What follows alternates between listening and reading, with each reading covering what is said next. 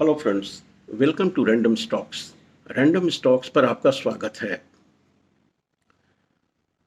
Market पे एक नज़र डालते हैं आज। संभावनाएं क्या है इंडियन कैपिटल मार्केट्स का। तो मार्केट अब स्टेबलाइज कर गया है। ग्लोबल मार्केट्स भी अब पॉजिटिव क्लोज हो रहे हैं। यूएस मार्केट भी पॉजिटिव था और उसका इफेक्ट के स्वरूप एशियन मार्केट्स भी पॉजिटिव हैं। एफआईआई अभी भी सेलिंग उनका बदस्तूर जारी है और कल भी वो लोगों ने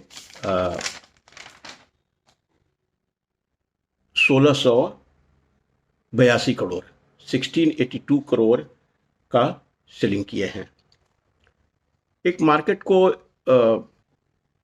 दिक्कत परेशानी हो रही है या मार्केट में इस तरह के रूमर हैं डीटीसी को लेकर के, और वो रूमर को पुख्ता ये बात करती है कि गवर्नमेंट एक वीक के लिए फाइनेंस बिल पार्लियामेंट में नहीं ला पाई है और एक वीक के लिए टाल दी है।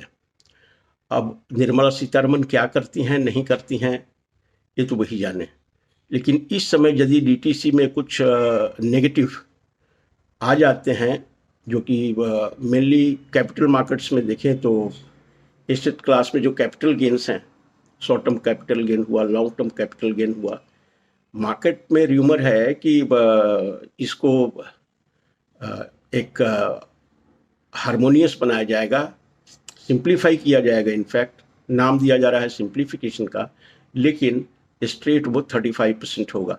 लेट अस वेट एंड सी। अब इस पे हम लोगों का कुछ बस नहीं है, इसलिए अब तो देखते हैं वो किस तरह से अनफोल्ड होता है और क्या होता है। आज कुछ स्टॉक्स जिसके जो काफ़ी पॉपुलर स्टॉक्स है रिटेल में और जिनके रिजल्ट्स आए हैं उस पर चर्चा करेंगे, क्योंकि कुछ क्वेरी भी रहता है और हमें लगा कि क्वार्टरली अपडेट दे देना अपने ऑडियंस को काफ़ी ज़रूरी है। इसलिए कुछ शेयर हमने एनालिसिस करके आपके सामने शेयर करने जा रहे हैं। पहला कंपनी है एवलॉन टेक्नोलॉजी। एवलॉन टेक्नोलॉजी, इस कंपनी का मार्केट है 4617 crore, 4600 crore. Price earning multiple 100 का है। आरओई 4.75 का है और काफ़ी करेक्ट कर गया है करीब 10 दिन में अपने हाई से। इनका मार्केट 698 करोड़ है।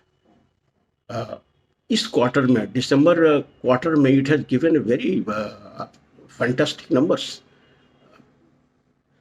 और उसकी तरफ नज़र डालते हैं। दिसंबर में इनका सेल रहा 281 करोड़, जो कि दिसंबर 23 में 214 करोड़ था, the showing a jump of 31%।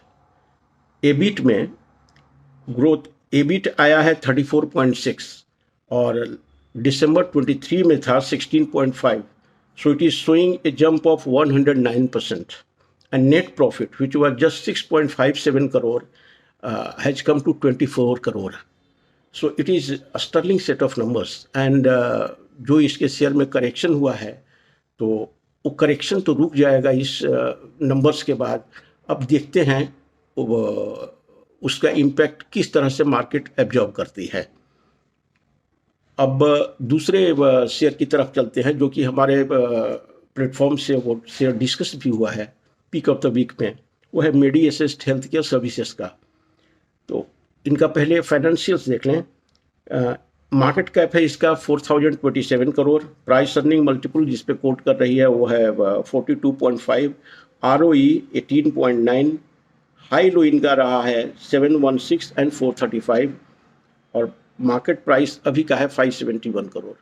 तो ये कार्नेज में भी जो हुए हैं इसमें ये स्टॉक कुछ उस तरह से करेक्ट नहीं कर पाई है, उसके वो इसके फंडामेंटल्स को दिखाती है।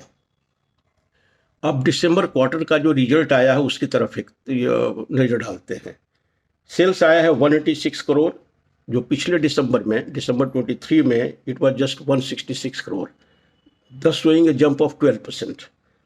EBIT has come to 39.7%, which was 33.9% in December 23.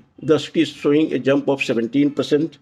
Net profit, which was 21.2 in December 23, has come to 30 crore in December 24. Thus, it is showing a jump of 43%.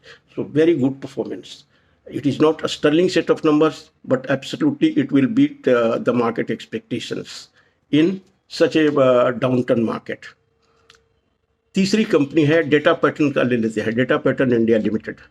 इनका मार्केट कैप है 11,349 करोड़, प्राइस अर्निंग मल्टीपल है 63.5, ROE 14.3, high low इनका रहा है 3,655 और लो में 1,751 और market price है 2,027।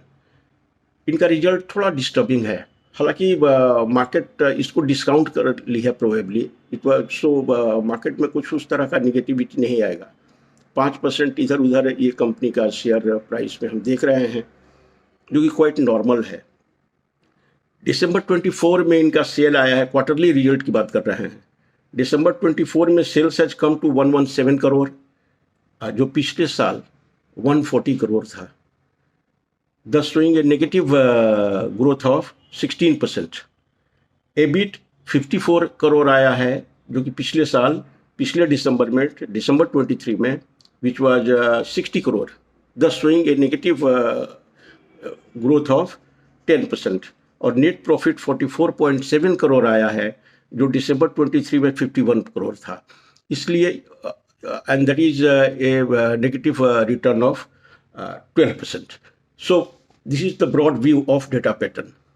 डिफेंस सेक्टर में इन जनरल थोड़ा प्रॉब्लम है, क्योंकि गवर्नमेंट में कैपेक्स का प्लान भी रेस्ट्रिक्टेड हो गया है, तो इसलिए ये सब कंपनी में उस तरह का बुल रन तो नहीं आने जा रहा है नियर फ्यूचर में। इसलिए 2500 के आसपास जो भी हैं वो अपने स्ट्रेटजी बना सकते हैं, उन्हें क्या करना है नहीं करना है। लेकिन एक 2025 में अब इन कंपनियों में बुल रैली उस तरह से नहीं आने जा रही है, क्योंकि गवर्नमेंट का कैपेक्स भी उस तरह का नहीं है और ये कंपनियां ऑर्डर्स के लिए इन लोगों के लिए ऑर्डर्स लाना मुश्किल हो जाएगा। वे डेटा पैटर्न है। एक हैं गगन गर्ग, उनका सवाल था जीके टायर एंड इंडस्ट्रीज़ को लेकर के। तो गगन भाई आप सुन रहे हो तो इसको एनालिसिस के लिए हमने लिया है। इस कंपनी का मार्केट कैप है 8529 करोड़, 8500 करोड़। प्राइस अर्निंग है इसका 14.1, सो it is very reasonably available at reasonable valuation. ROE 20.6, ROE भी काफ़ी शानदार है। हाई लो 532 और 296, और अभी ये कोट कर रही है 311 रुपये में, 311 रुपीज़। अब दिसंबर 24 का क्वार्टरली रिजल्ट को एग्जामिन कर लेते हैं। सेल्स रहा इनका 3674 करोड़, जो कि पहले था 3688 crore. So just slight downfall, but more or less at the same level. OPM percentage में has been a big disappointment. OPM was 15% in OPM was 15% in 23 और इस बार आया है just 9%। और नेट प्रॉफिट जो 227 करोड़ था वो आया है 53 करोड़। लेकिन ऑटोमोबाइल इंडस्ट्री में जनरल जो एक स्लोडाउन है उसका ही असर है। वैसे बहुत ही फंडामेंटली अच्छी कंपनी है और इस भाव में रीजनेबल दिखती है। लेकिन हाँ, जब तक ऑटोमोबाइल इंडस्ट्री में उस तरह का पिकअप नहीं आता है, ये कंपनी इस भाव पे ही लैंग्विश करने जा रही है। 350 को क्रॉस करना इस शेयर के लिए बहुत मुश्किल होगा, क्योंकि परफॉर्मेंस उसको स्ट्रीट एक्सपेक्टेशंस को बीट नहीं कर पाया है।